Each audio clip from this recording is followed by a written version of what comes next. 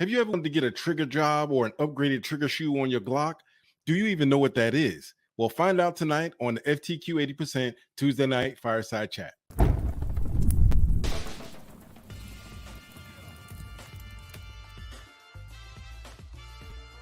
What's up, folks? What's up, folks? Hey, welcome to another episode of the Tuesday night Fireside Chat on FTQ 80%. Man, I am excited to be here. It's been another long week. We got a lot of interesting things to talk about tonight. We got some guests. We got all of the tribe is in the chat. I see y'all in there. I see a few people in there. I see Blade Boy. I see Mr. Vino, Nas Veritas. Man, I tell you what, I am glad you guys here. Ancient Order, I see you, my dude. Hey, look, man, I tell you what, it's been a fun week. The weekend was a lot of work, but we'll talk more about that later. It seems like my phone is still on, so let me just turn that off. Before we get started, as usual, we need to welcome all you new people. If you are watching for the first time, thank you for joining us. You could be doing so many different things at 10 o'clock on a Tuesday night. And I just want to thank you for being here. And guys, we have the tribe in the comments. If you have any questions as we go along, because we're going to be talking about a few different things tonight. If you have any questions, we don't want to miss your questions. So put 4 question marks before your question. That way our moderators can see them and pull them out so we don't bypass them and we can get directly to your question. So, and don't worry about it. Just ask your question, fire away. If we see it, we'll go ahead and we'll even break, subject if we need to, if it's that important. So, with that being said, I don't have any other event announcements tonight. Last weekend was the range day at SIG up in New Hampshire. If any of you guys made it out there, let us know. Let us know what your experience was. I know John Patton was up there, and a few of the people that I know were up there, YouTubers. They said they had a ball. So if that was your experience, let us know. I didn't make it up there because I was in Martinsville, Virginia, taking care of some business. So, but if you guys want to know about that, you just ask me in the chat and I will absolutely answer your questions. So without further ado, I want to bring on our guests for the night, our co-hosts as it were, because these guys are far from guests. They are regulars here. They have the knowledge. I'm sure you guys show up to see them more than you show up to see me, because they bring all of the knowledge about what we're talking about, and they kind of keep me in pace. So first I want to introduce the man, the myth, the legend, Mr. Nas Veritas. Nas, are you there, my friend?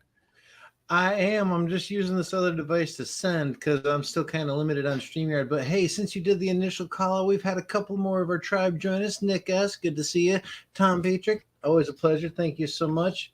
And I appreciate everybody showing up as always. I know it's hard to come out, but it's wonderful to have everybody here. So thank you all for joining us. Most definitely.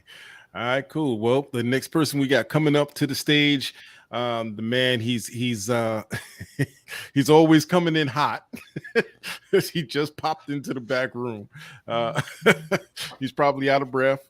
I hope he's ready, because I'm about to bring him on, the man, the myth, the legend, Mr. Weapon XYZ. What's going on, my dude? All right. He might be out of breath, but it's for a good reason. How you doing, Weapon? Good, man. Been another long day, my friend. Oh, yeah, brother. Super long. He hit me up about 5 minutes before it was time to go live. He said, dude, I'm coming in hot. I was like, is there any other way for you, dude? Better than missing out like I do sometimes. It's all good. Yeah, no doubt. So the next person we got coming up, man, he needs no introduction, but I'll introduce him anyway. He's the man of the mods. He does a lot of stuff. He knows a lot about what we're going to talk about tonight. So I definitely want to bring him to the stage immediately. Mr. Hawkeye. What's going on, Hawk? Hey, guys. Man. What up, buddy? Hey. Yep. How's the week been going for you? Yeah, pretty good. Fall got here. My neighbor brought me a deer, so I'll be making some venison sausage. I'm jealous. All right. When are you gonna ship some I'm out jealous. to me? Seriously, Well, man. Nah, we'll we see. all just need to go to him and have a smorgasbord. Yeah, I'm making about 15 pounds. He's About. got the range out back. He's got the range out back. We can do some shooting and Yeah. everything, man. All right. All right. Do Well, some anyway, shooting, maybe do some axe throwing. We'll get it going. all right. Well, tonight we're going to be talking about triggers. Trigger. Welcome back to Trigger Tuesday. It's the second Trigger Tuesday. We haven't had Trigger Tuesday in quite a while.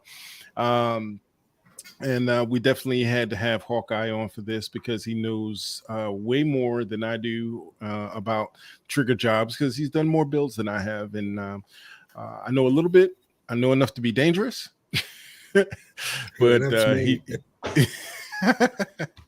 but yeah, we're going to talk about triggers. And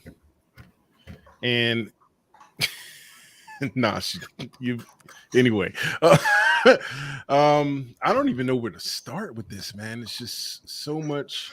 I don't have any slides for tonight. I figured we just go off the cuff. Go ahead, Nas. What you got, man? You start by keeping your booger hook off the bang switch until you're ready to shoot. Sorry, I had to bring a little safety into that one. Yeah, no doubt. No doubt. We'll talk more about that as we go. But yeah, I mean, there's a lot of people out there that they see different things being done online. We see the questions all the time about Glock trigger shoes and so on and so forth, and trigger jobs and Johnny Glock and everything else. But some people may not understand what that means and what the purpose of some of the jobs are. So we'll talk a little bit about that tonight. We'll show some of the modifications if we can, and we'll show what some of the different things with trigger housings do. So excuse me. As you can see, I got my Silent Night shirt on, my Demolition Ranch shirt on. I know it's not Christmas yet, it's not even Halloween yet, but since everything is showing up in all of the stores, I mean, I tell you, they've got Christmas up everywhere. I saw somebody putting Christmas lights on a tree earlier outside their house. I was like, you've got to be kidding me. So I figured I'd honor and wear green and red and wear my Silent Night Demolition Ranch shirt tonight because I only get to wear it a couple of times a year. So I figured I'd start already. I have this tatted up gingerbread shirt. I wear that fucking thing all year. I don't care, Christmas or not. As long as it fits your style. Yeah. Hey, question in the comments on subject. Blade Boy asks, anyone have issues with CMC trigger with P940C? Anybody have any information on that? One. I don't myself. Yeah. No, I haven't tried a CMC. All right. Have we introduced everybody yet?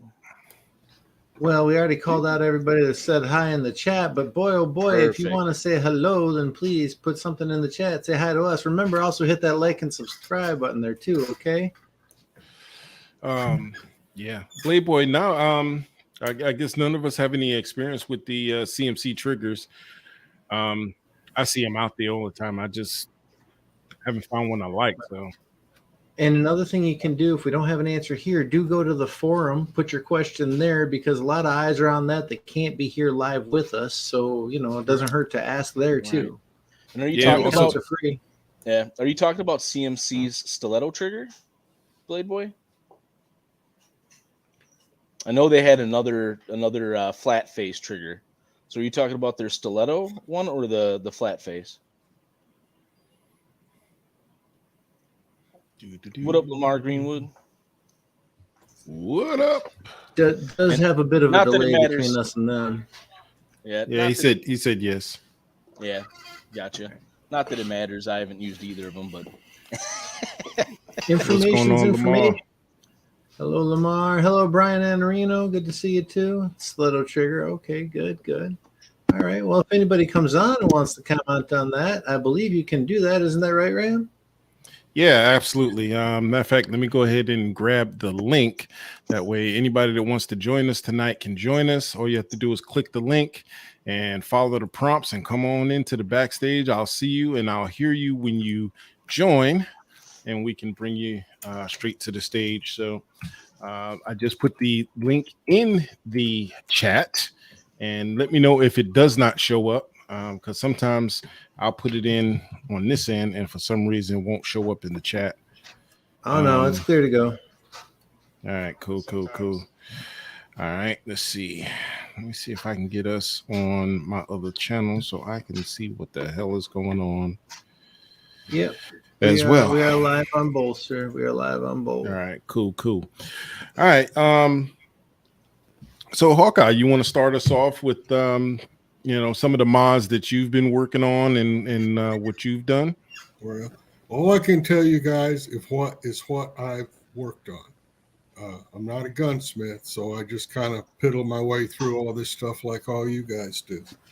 So what I thought I'd do is explain trigger bars. I've really been looking into trigger bars because I think in the whole line of things, it's real important to get a trigger bar married to your plunger, safety plunger, to get a smooth action. And I don't think enough people realize that. They think they can just put in a safety plunger and throw in a trigger bar and it works. Well, they work differently. A Gen 3 trigger bar will run alongside of the safety plunger. And depending on the safety plunger, some of them that you buy will have a chamfer on them, which would be like a 45-degree angle or a 60 maybe. And some of them will have a round top. Now, on a Gen 3 trigger bar, when you're running up the side on these safety plungers, the side of the shark fin is what will actually come up and push down the trigger bar. So a lot of people, and including me, I want to take that shark fin and I want to radius it and make it smooth, and so it'll just come right up. But what you got to look at is how it hits that trigger bar, because that shark fin is going to have a point on that radius on the shark fin. It's going to hit that safety plunger, and depending on how much of that point touches that trigger bar, where like a chamfer, you're going to be running further up than you are if you have a radius. So I like to see a Gen 3 trigger bar with a radius top safety plunger. Now, I've been playing with the Lone Wolf trigger bars, and I believe they're like a Gen 5, if I'm not mistaken, where they got the little dot on the side. That dot on the 4 side, and 5. Okay, that makes that trigger bar where the shark fin is will run down center of that safety plunger. Now, this creates all kinds of problems with two pieces of metal when they meet. You got one that has to have an angle to push down on the other. So that point that they push down on has to be as small as possible.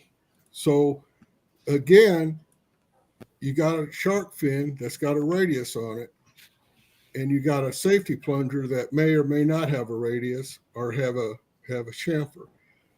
I like taking those chamfers off because it's just more drag on that shark fin to have to go up a ramp than it is to go over a radius, if you understand what I'm trying to explain. And then if you smooth it all out, and you make that shark fin thinner on the end, because if you look at them, if you look at a new shark, the shark fin on a new trigger bar, this area right down here on the bottom that goes up into the safety plunger, if you look at it, it's pretty thick. I like to take that thickness off and make it thinner. And the reason for that is a smaller point is going to have less drag than a wide point. So I'll smooth that up and let it go over. Another thing I like to watch out for on these trigger bars is back here where the Superfix is, where it runs on that striker. Mhm. If you look at that real close, you can see there's an angle that cuts back on that. So when that striker is up against that, it's riding on an edge. It's not riding on an angle, so there's less drag. But if you look at it, it's a stamped part, and you can see the steel is stamped right there. It's real rough looking. I've even had some of them that's had burrs on them. I want to clean that up. I want to polish that front surface. I want to polish the top surface. Now, what that does is that lets that striker come and just barely on. Of course, it's all the way down where it needs to be, but it's just on part of a metal, not it's running on a big flat piece of metal. That'll take your drag out. These are just two things you can do to your trigger bar to make them work for whatever build you're doing, but you're going to have to hand work every one of them. Even a factory trigger bar, those things are awful.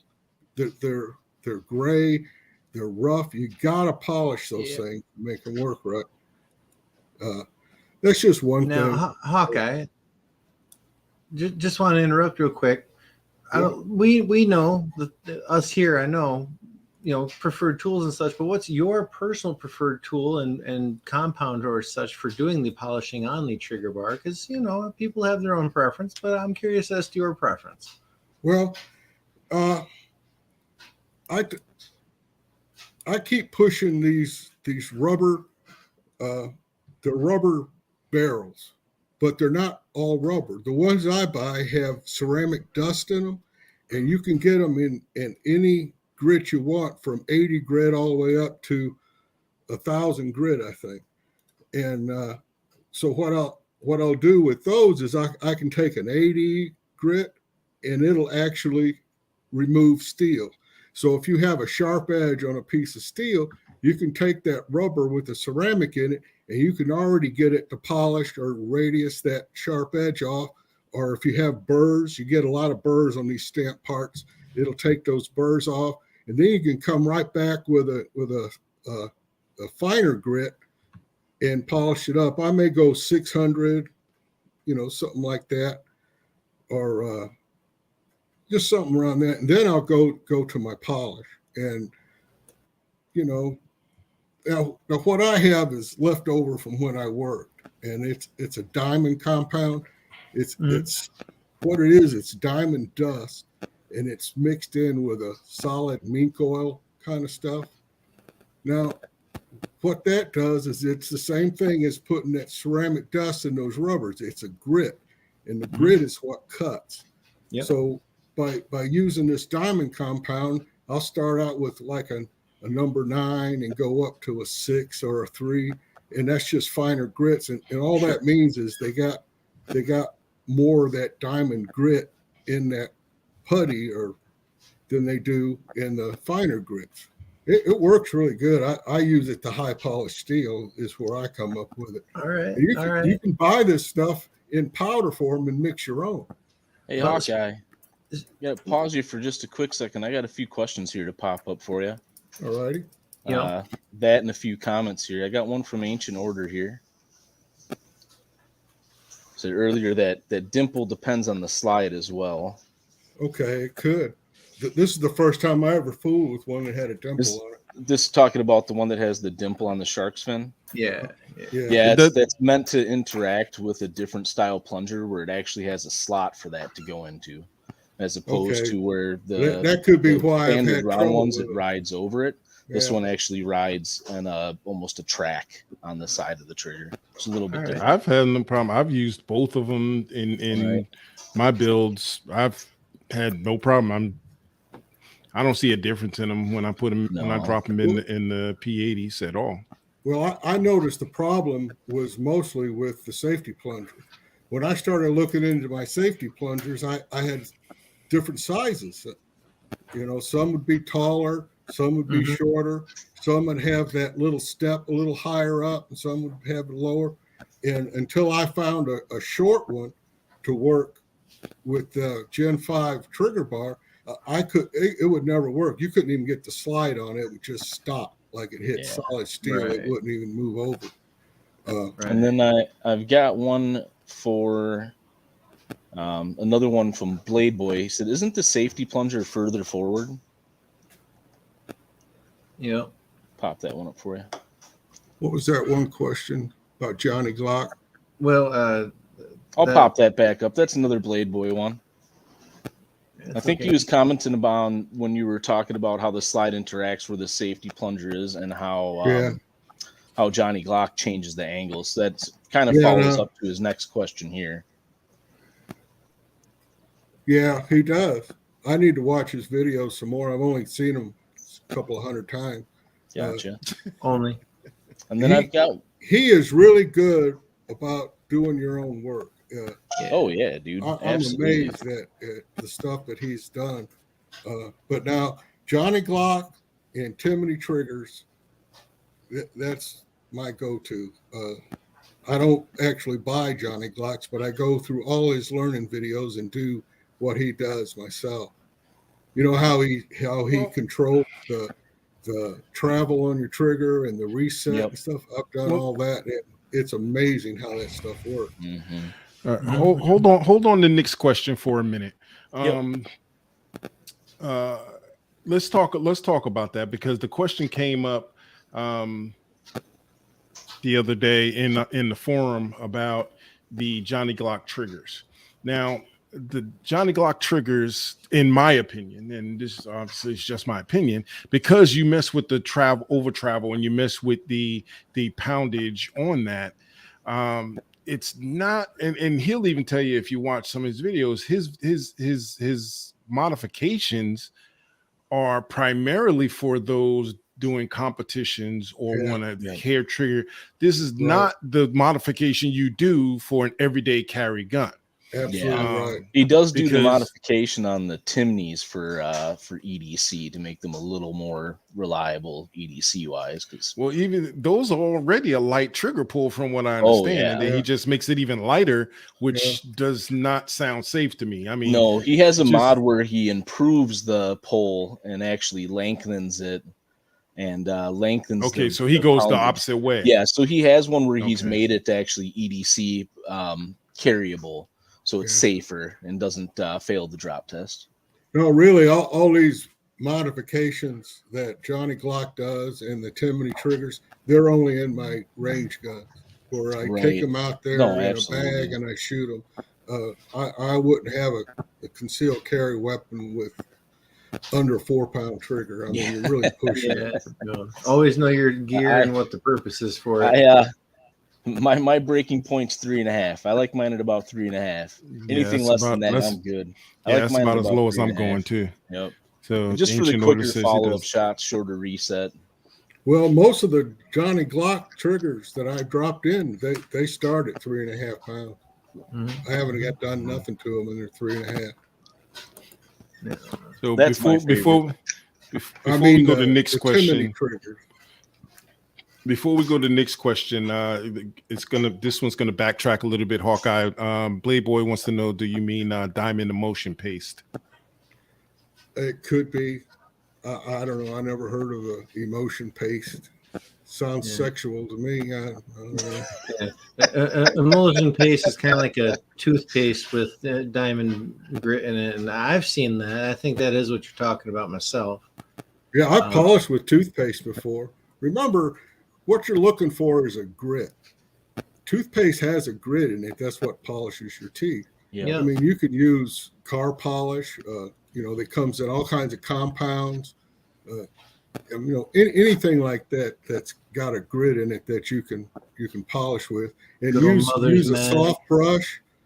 I'll use a round soft brush, or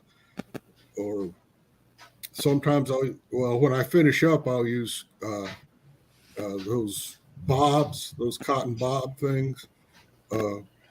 Another trick I've learned is if you get Q-tips that have the paper shaft in them, you can cut them and they'll fit in a 3/32 collet, and you can put them in your Dremel and turn it down real slow, and you can polish with those. and you can use them, throw them away, get another one, use them, and they work real good. Because cotton is one thing you want to use at the very end of a polish because of it doesn't scratch. It smooths out stuff. Where those cotton bobs, they'll build up hot spots in them if you run them too long, and you'll start laying out scuff marks. But this is all have to do with your polished steel. It ain't that big a deal when you're polishing a trigger bar. Right. Yeah. Speaking of which, if you guys hold on a second. Yeah. Go ahead. If you guys remember, I did a video on polishing the trigger bars. I'm going to put it in the chat as well, but that's the website if you want to go look at it. So you can search for the name or search for the link itself. So all right, go ahead. Sorry about that. Want to know what I use to polish with? I don't know. Do we want to know? I'm a cheap fuck. I use the red Dremel paste, man. I've got a shit ton of it. I've got like 3 jars of that stuff. I may as well use it up. Yeah. And then I follow up behind that with either some sort of oil or some sort of, if it's a metal part, I'll typically go with like a stainless steel polish, the white pasty stuff. Yeah. I'll follow up with that in like a cotton Dremel tip. So we're still backtracking. Don't want to get too far back. Nick did ask a question. Where can we find them? He was referring to those diamond bits that you were talking about. The rubber bits with the diamond grit in them. Where would you recommend looking for those? I've looked on Amazon and they don't seem to carry them. All right. I buy them from a place called Guesswin.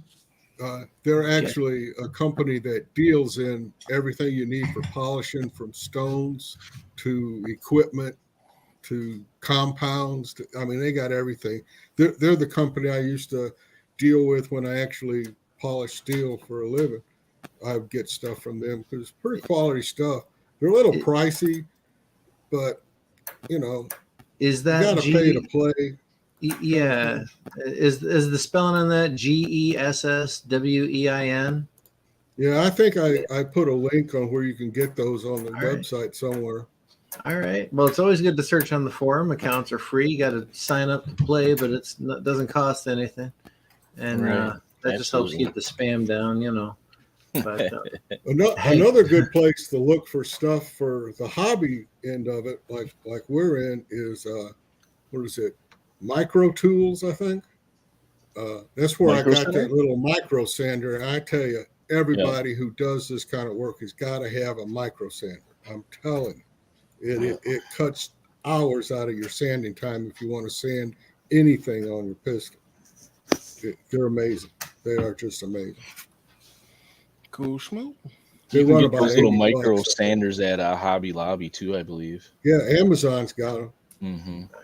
I got mine from Amazon, and they sent me 2, so I lucked out. Hell yeah. Love when that happens. Never hurts to have a second tool. Hell no. All right. So we digressed a little bit from you there, Hawkeye. I'm sorry. We did. We get away from ourselves. Yeah. No problem. Hey, listen, guys, if you're just joining us, we are here and we are talking about triggers and trigger jobs, primarily on Glocks, because that's what we build the most. Trigger shoes. If you want to change your trigger shoe, I got a video out on that. Go look in the video list to find how to swap a trigger shoe. But sometimes that can fix your problem as well, depending on where the trigger shoe come from. But if you're just joining us, welcome. You can join the tribe in the T-Tex. Yeah. Fucking T-Tex. What up, dude? What's going on, T-Tex? Good to see you, man. Yeah. I miss your weekly post, bro. Yeah. They were funny as shit. They made my week on a regular basis, man. Indeed. Glad to see you joining us tonight, sir. For you that don't know T-Tex is our brother from way back, man. He does a lot of good stuff. He does some builds, and he's a funny dude, man. So if he hangs around much, you'll come to find that out. And T-Tex, you can join us on the forum, man. That'd be absolutely outstanding, dude. Would love to have. Yeah, no doubt, no doubt. As I was saying, if you've just joined us, we're talking about triggers, trigger shoes, trigger mods, all that good stuff. If you missed anything or if you got any questions, go ahead and put your questions in the chat. Put 4 question marks before. And if you're getting value from this, go ahead and smash that thumbs up, and it helps the algorithm gets out our shows on a weekly basis, and helps notify everybody ahead of time. If you hit the thumbs up, like, subscribe, all that good stuff, blah, blah, blah, blah, blah. All right. So now that we got that housekeeping out the way, what time we got? We are at 10:30. We're right at the midpoint. What is that, Mr. Hawkeye? That is a trigger shoe. It's Which a trigger shoe is that? very plain trigger shoe. They're Serpicos. I like using these for the fact that they're all aluminum and they're plain. You know, I really go all out on my builds, so I don't want the eye to travel to the trigger with all kinds of fancy stuff on them. I wanted the eye to look at all the other stuff I've done. So I like using these because I can polish them, I can paint them, or use them as is. The strikeouts are nice and chunky too. Yeah, I like aluminum. I try to use all aluminum parts when I can. You know, like magwells and the bling and stuff. It just makes it feel like a real gun. Sorry to say that, but I've never was a big Glock fan. But yeah, I'm not a Glock fanboy either. But yeah. All right. So Polish Man has a question. He says, when you reprofile your bird's beak, do you make it more or less rounded? It depends. What you got to do is take it and look at how it's going to run on your safety plunger, and then either increase or decrease that radius. And also you want to make it narrow. That seems to work out real good for me. But, you know, it's like this. You need to learn the theory behind how all this fits together and how it's supposed to work. Then you can look at it as you're going through it, and you can say, well, you know, this doesn't, you know, match up just right, you know, because it's the theory. If you start looking at everything as, well, I do this step 1, I do this step 2, you're never going to get anywhere. You have to learn the theory behind how all these parts are supposed to work together. And then when you put them together, you have a sense of how they're supposed to fit, and you can see if they're going to work right or you need to hand work them. I have had very little parts I ever had to put in that I didn't have to hand work. It's just the way it is. It's different companies, stamp different, have different quality control. Well, that's why I tend to use the Glock OEM. I tried using my first build. I tried using an aftermarket trigger bar. It was just nasty. So I mean, I just used, if I can't find OEM, just wait till it comes available. Polish Man did try to clarify. He's not talking about, you know, the vertical extension where the safety plunger hits, but rather where it hits the connector. Oh, okay. There. Yeah, I polished that. I polished that quite a bit. I want it real slick, but I really don't take a lot of stock off. Yeah, I don't change that at all. I just polish it up. Because that's pretty much a spot, like I said, the theory behind things work. That is a spot where a dimension needs to be held for it to fit and marry up with the connector as it slides back and forth.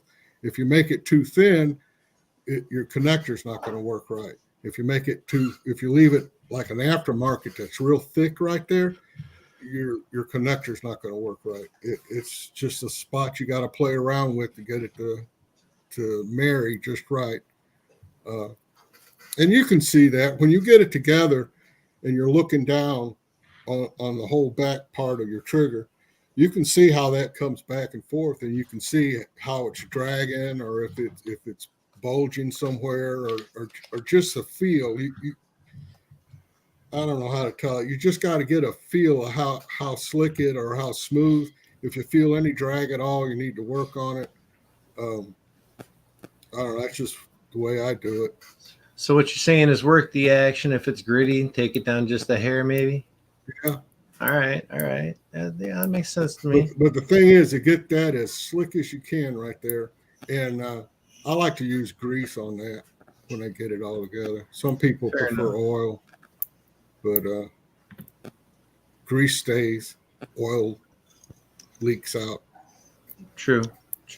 I've been meaning to pick up some good shooter's lube, like some good grease.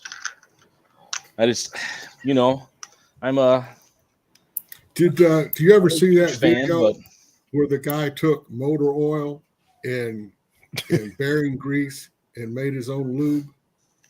I have a buddy that refuses to buy any type of shooter's lube or gun oil. He uses strictly motor oil.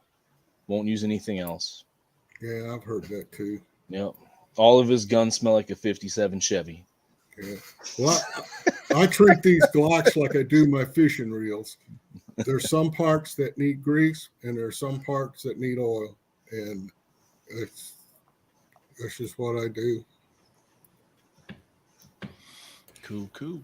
And feel free to experiment between the two to find out what works for you. Am I right? I mean, everybody's got a little bit different taste and such, but as long as there's all kinds of different products, and that's why I say you need to learn the theory behind all this stuff. And once you learn your theory, then you can figure this stuff out because you know how it's supposed to work. And then you can, you don't want a lot of grease here because it gets in the way, but you do over here. And it's just learning how it all works. Yep. So, switching gears a little. Trigger housing. Sure, why not? Go for it. All right, I like using these Gen 3s with the extractor from a Gen 4 because I don't know, you can cut the bottom. It's no problem off the Gen 4 housing, but I don't know.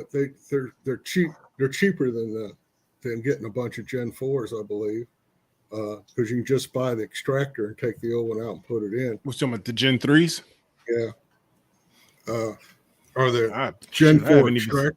I haven't even seen the Gen 3 housings forever in a long time. I haven't seen them in a long time. Yeah, I got a bunch in my box from I bought years ago. Mm-hmm. But Johnny Glock does those tricks with these to take up to make the reset faster and also to take up the travel on the trigger. I've done those tricks on these. It really works. And for a range gun, I don't think you can beat it. They're awesome. That last Black Widow build I did that to the trigger. I got it down to 4 pounds, and I mean, it's just tight. It's just bang, bang, bang, bang. There's hardly any reset, hardly any pull.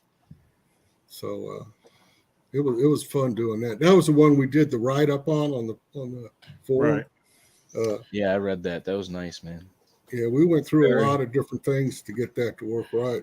Dude, I have to take time out to read your write-ups, man. I have to make sure, okay, I got time to pay attention because it's so much good information in there. I just have to make sure, okay, I'm not distracted. Yep. Hawkeye I'm just sharing with you guys, man. Blade Boy said Loctite C5A, which is an anti-seize lubricant for like bolts. Yeah. Was something that is that something that you use then, Blade Boy? Is that the blue stuff?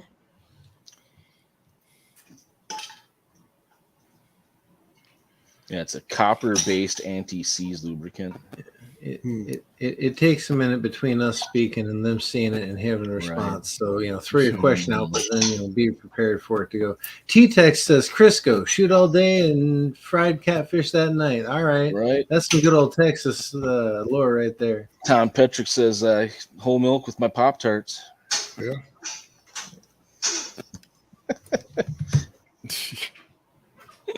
It's good to see the crew having some fun again. That's great. Now, what triggers do you guys like? I prefer a flat trigger shoot. I prefer an aluminum flat face trigger shoot. personally. I like the aluminum flats, and I use the Serpico triggers as well. They are inexpensive, fairly well made. I prefer to get just the shoe and get a trigger bar through Brownells, but 6-in-1. And I really like the strikeout. It's got a nice chunkiness to it. The lights are okay, but they're too thin for my personal taste. But again, everybody's got a different taste. Yeah, I like that flat trigger because when you take up the travel, there's plenty of room in that trigger guard for if you want to wear a glove or something. There's plenty of room in there to fit fat fingers, and it just feels better. Hey Ram, do you want to answer Polish Man's question? Because we're both gonna have the same answer because we both which one? This one? We both use basically the same setup. So I'm partial to Ranger proof shoes. Same. It just, to me, the take up I've got one of the new ones I haven't used yet. So I've got one of the original ones, and it's just flawless. The reset on it is awesome. I'm not sure what you mean by filling walls. Strikers. It's different feeling walls. I think he meant feeling walls using reset spring striker springs. So I know we both go with the Ghost connector, and then the Ghost spring set. Yeah, that's what I use, the Ghost springs and the Ghost connector with the OEM trigger bar with the Ranger proof shoes. It's just been a flawless setup for me. I haven't had any problem with them. That's the same thing we use with Dad's build. And their spring set comes with the 4-pound and the 6-pound firing pin spring. Mm-hmm. I used the 6-pound for a range trip, put a few hundred rounds down range with it. It was okay. I switched over to the 4-pound one with the rest of the spring setup and the connector, and I never looked back. Fastest damn follow-up shot, super accurate. There's no surprise wall break. It's all very smooth, clean, functioning. Fucking love it.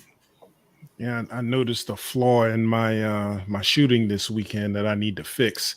I was coming out way past the reset, and I don't know why. That's not normal. I was almost going all the way back out to to the beginning, but anyway, that's another thing. But the reset, the tape trick on your trigger guard under area. Mm-mm. Take a piece of tape, and when you pull the trigger, as your reset goes, mark on that piece of tape where your trigger reset is.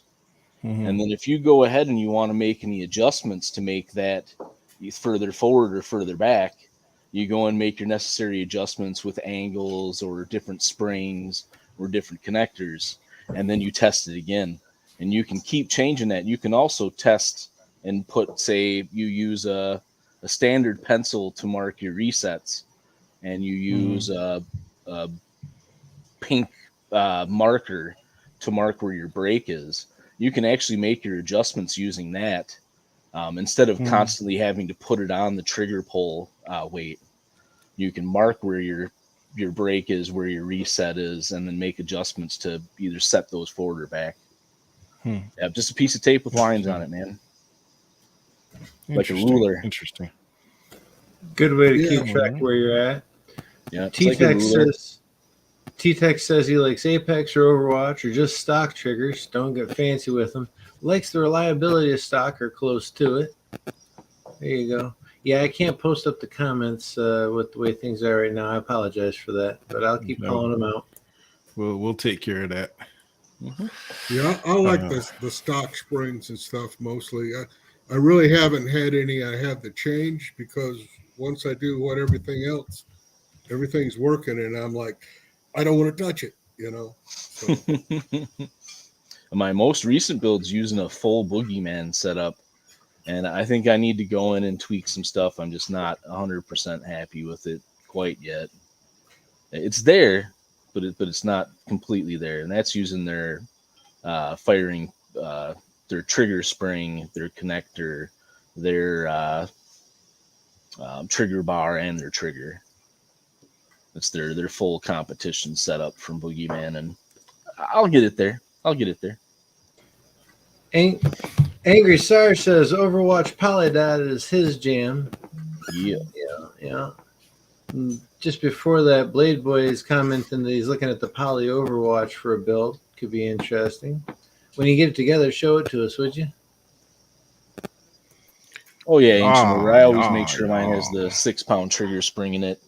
Like I said, the Ghost one they actually come with is it's a 6-pound, but it's just a little bit better than the standard stock one. As far as I'm concerned, my personal experience. I think most of mine have the 4-pound in there. Honestly, I don't feel a difference. Not the firing pin spring, the actual trigger spring that comes with it. It's just a standard 6-pound trigger spring. Yep. But it's been tweaked. It's been upgraded, so it doesn't have as far as of a break. Cool. I had someone ask me the other day, kind of switching gears. I had someone that asked me the other day, Ranger Proof. Yep. I love about especially the new Zek one they came out with looks sexy. Yeah, it looks sexy. Had somebody ask me about the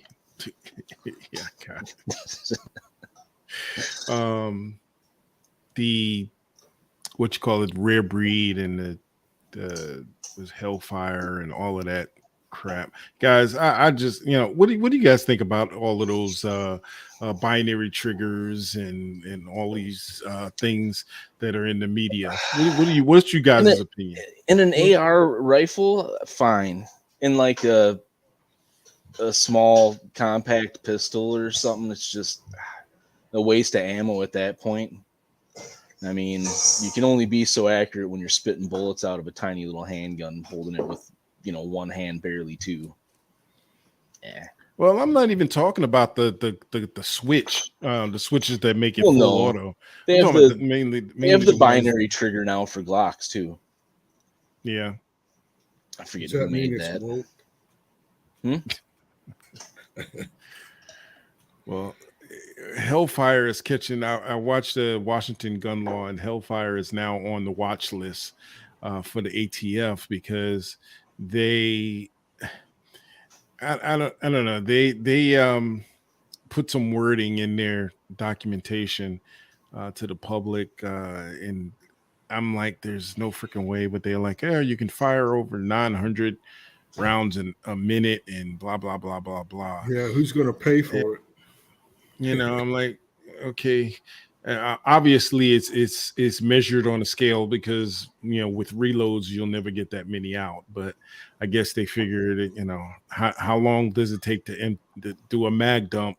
Multiply that by how many minutes or hours or whatever. But either way, it in my opinion, guys, everybody stay away from them because the ATF is going after them, and they're going after anybody that owns them. My cousin asked me about it. I just told him, I said, they won't hesitate to subpoena purchase records at this point either. So, they're already doing that. They're going to continue to do it is what I'm pointing out. And I mean, and like Weapon said, a binary on a Glock or SIG or any other handgun doesn't make a lot of sense. On a rifle, okay, maybe you want to pop up for a shot and a follow-up. But still, it's a quick way to waste ammunition. That's funny you say that because that's exactly what the fuck I'm typing in the chat right now. Yeah. What's that? Waste ammunition. Sounds like a good way to waste ammunition. Yeah, it's a good way. Yeah, I guess it's fun with a paintball, but because they're a lot cheaper than buying rounds. Yeah. Yeah, paintball and airsoft is getting really, really big in certain areas, and it kind of actually blew up during COVID. When nobody could shoot ammunition because it was too freaking expensive.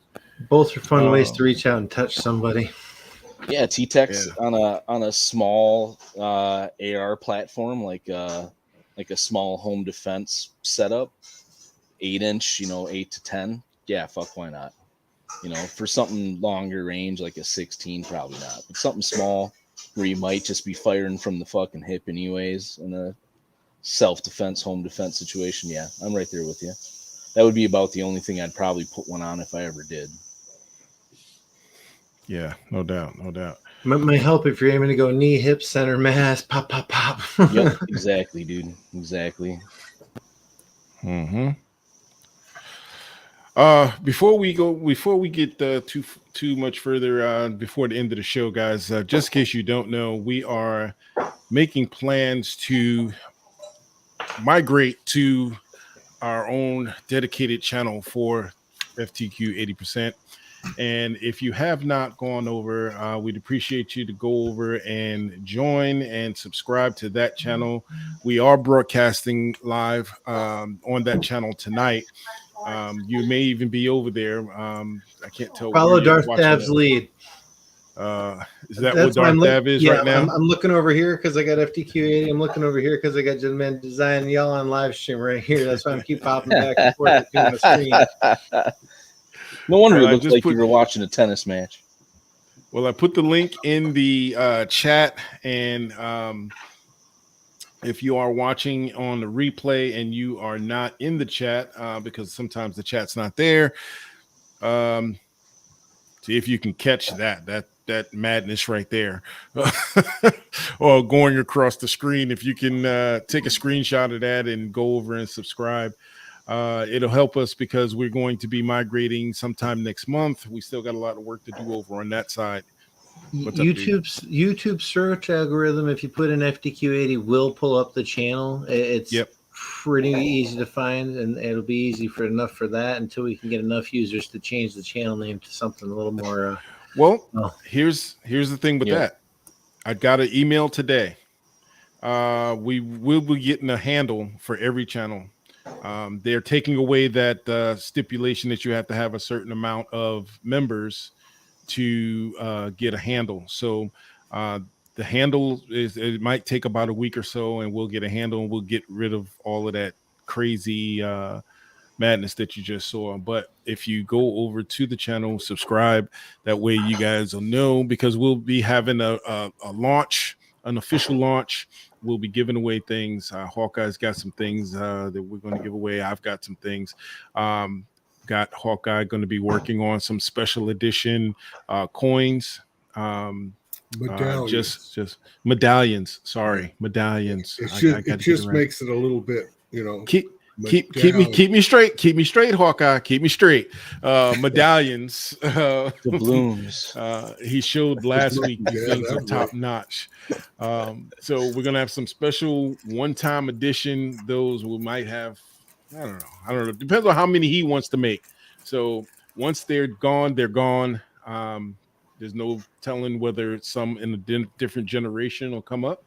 But the ones that we'll have at the launch will be it. There will be no others made of that one. So with that being said, we are rearing close to the 11 o'clock hour. You guys got anything in closing? We got any other questions? I've got a few here starred currently.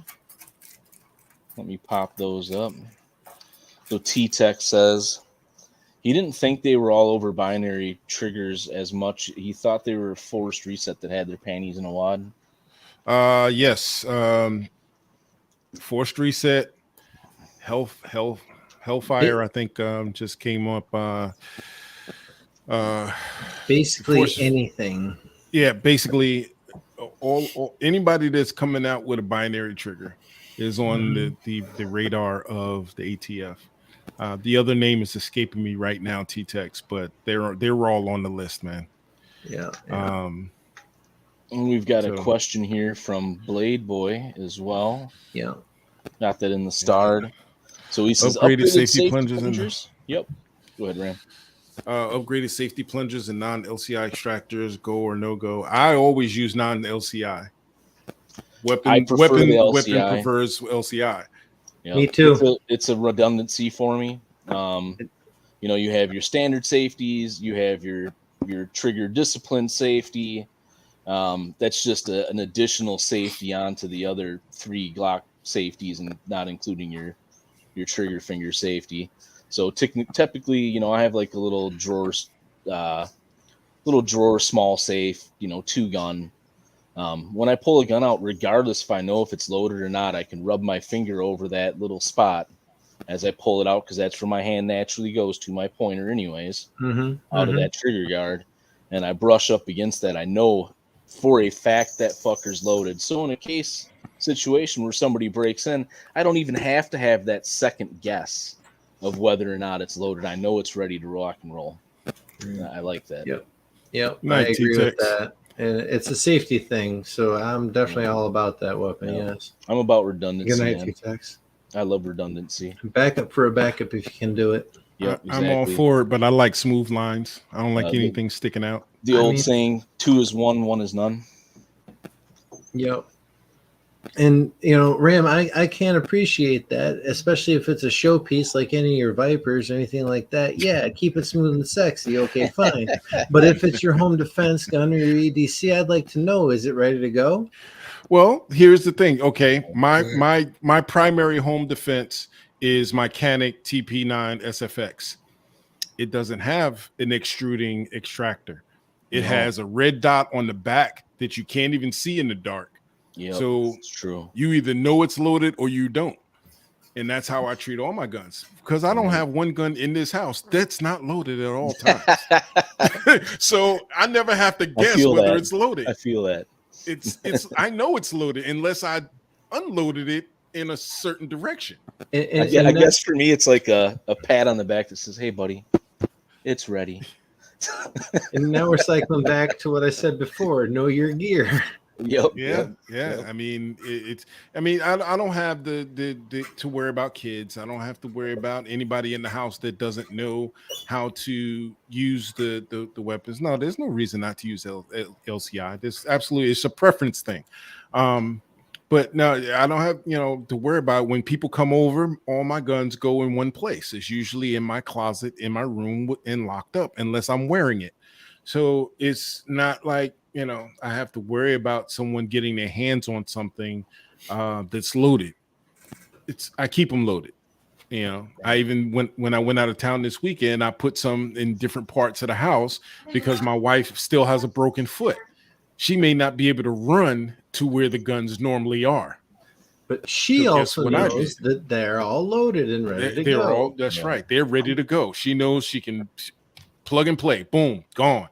You know what I'm saying? So I put them in different parts. So I'm like, if she's in the living room and somebody comes in the house, she ain't even got to get up. You know what I'm saying? You just pull that fucker right out of her crutches. So yeah, exactly. So it's just like it's a preference thing.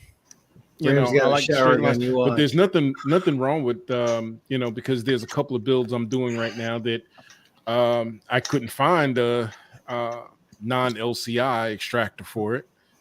So I got an LCI extractor, it's no big deal. I didn't feel like painting it. So it is what it is. So as far as but yeah, I can definitely appreciate, wanting to be, the redundancy of it. Absolutely. Right.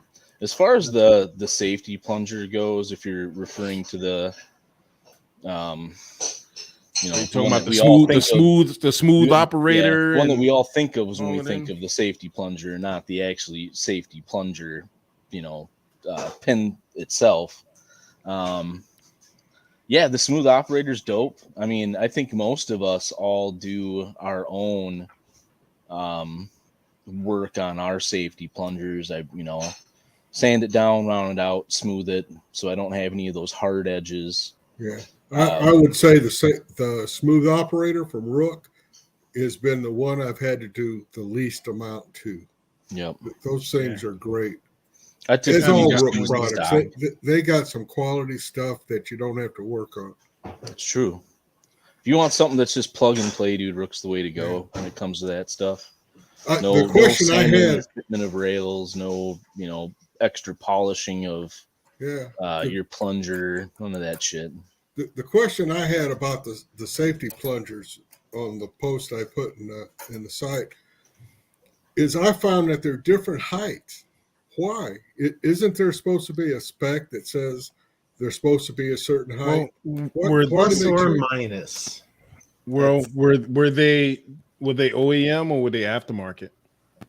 They're aftermarket, most of them, all of them, I'd say, because I usually deal with a lot of aftermarket parts because I like the challenge of trying to make them work until I get so pissed off I buy an OME. But, well, so now the question becomes quality, assurance. Is did it come off the line wrong, or is it out of spec?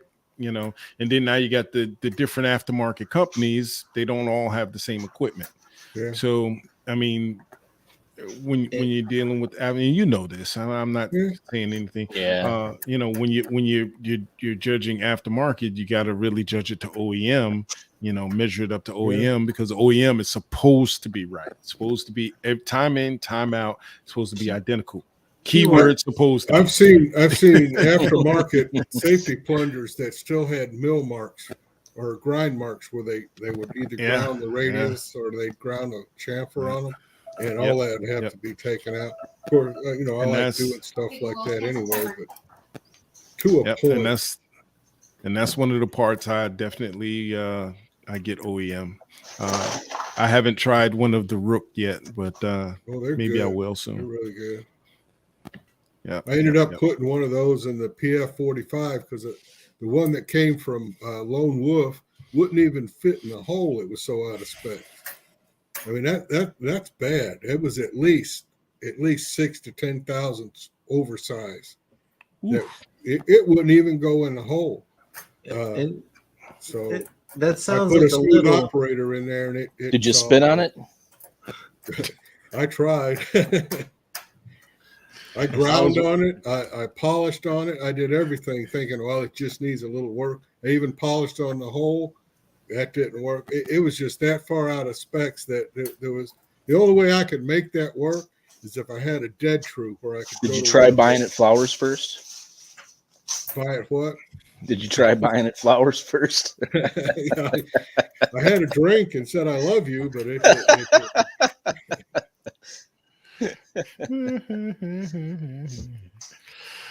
well, guys, we are at 11:03. We are overtime. Man, I tell you what. I was just saying, does that mean we're getting paid time and a half now? I wish, dude. All right. Ancient Order got one last question. Hawkeye, what slide? What slide for what? It was on the PF45? To tell you the truth, I bought it over a year ago, and I really don't know where I got it from. It took me that long to buy parts for this thing. So I'm still putting together parts for my 45. It could be stuff. I buy a lot of stuff slides. They're just, the quality is outstanding. But it wasn't the slide problem. Yeah, it was the safety plunger. I did notice that Lone Wolf, they launched their new website, and they actually have PF45 blanks in stock.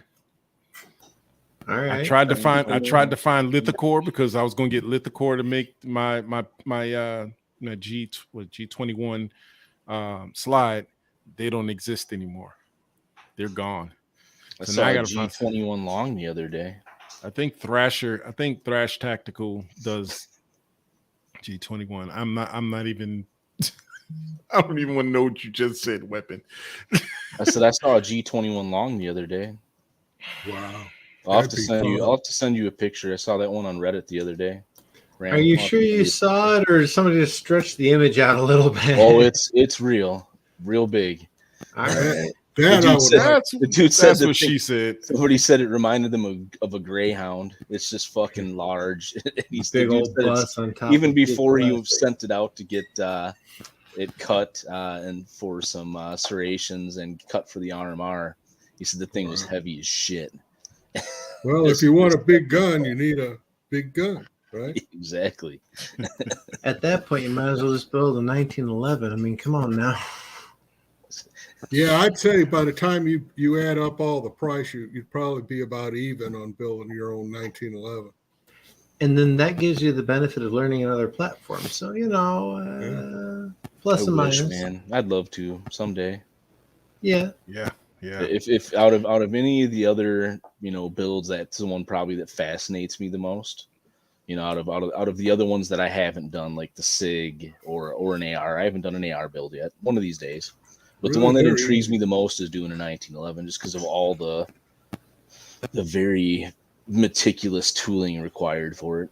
Yeah. It's An AR9 from PSA, and they take the Glock clips.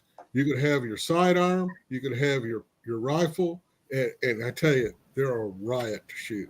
They Yeah, are if I'm gonna and do they're quiet. anything, if I'm gonna do anything 9mm, it's gonna be like a MCK for my Deadpool build. If I ever do an AR, it's gonna be a 300 blackout. All right. Yeah, and I haven't done one of those just for the fact the ammo costs so much. Yeah, doing the AR9 was a bit of fun. The only difference between AR9 and regular AR is you don't have the gas system, which makes it easier to build, of course. Like you said, the Glock magazine compatibility, godsend. It is sick. It is sick. That's when I don't judge somebody for using the 32 round stick. Yeah, Yeah, really. Or even a drum, if your Right. state allows it. And if not, Yeah. you can always look at my forum post how to make it. The 5D Tacticals AR9 blank, stupid simple to turn into a fixed mag. All you need is a little 5/16 post. Literally, that's it. Just put it in place, put your mag release on there, and it's permanent-ish. You can remove it with a tool, of course, but All right, guys, let's Hey, go ahead Blade and Boy, I think those safety plungers are the same,